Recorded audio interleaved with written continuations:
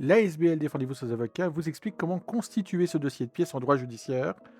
Alors, tout d'abord, ce que vous devez savoir, c'est qu'on agrafe chaque document. On ne soumet pas des documents en vrac au tribunal. Chaque pièce doit être agrafée. On la numérote en haut à droite de la page et on fait cela avec toutes les pièces séparées.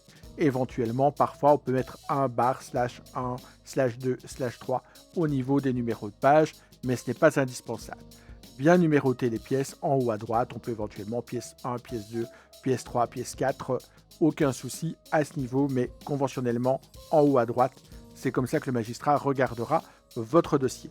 N'oubliez pas de bien lire notre article puisqu'on vous explique aussi comment faire un inventaire. Parce que lorsque vous avez votre dossier constitué en format papier, la première page, c'est votre inventaire, c'est-à-dire le détail des pièces que vous avez insérées dans le cadre de votre dossier.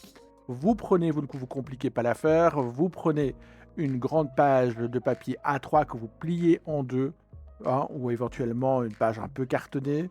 Et sur cette page, vous allez ensuite inscrire vos coordonnées, les références du dossier, votre nom, prénom, les coordonnées du dossier. Vous n'oubliez pas, c'est le numéro de rôle général. Ensuite, vous irez physiquement vous rendre au greffe pour déposer le dossier ou vous l'enverrez par la poste si vous n'avez pas de souci au niveau des délais.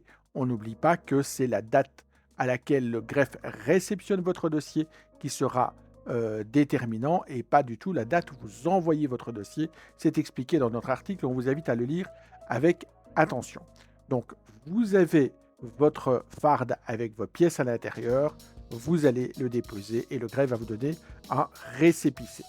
Alors éventuellement, si vous n'avez pas de feuille A3, vous pouvez prendre éventuellement une farde en plastique légère avec les fameux anneaux en métal rabattable au milieu. C'est relativement pratique. Cela vous permet donc de déposer ce dossier de manière un peu plus élégante si on veut. Alors, si vous avez des conclusions à déposer, vous n'oubliez pas un élément extrêmement important, c'est que vous devez joindre l'inventaire à la fin des conclusions.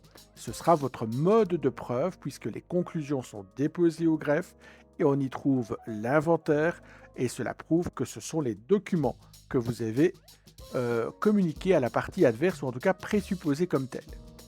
Par contre, les fardes à anneaux, on évite, cela n'est pas pratique pour le tribunal.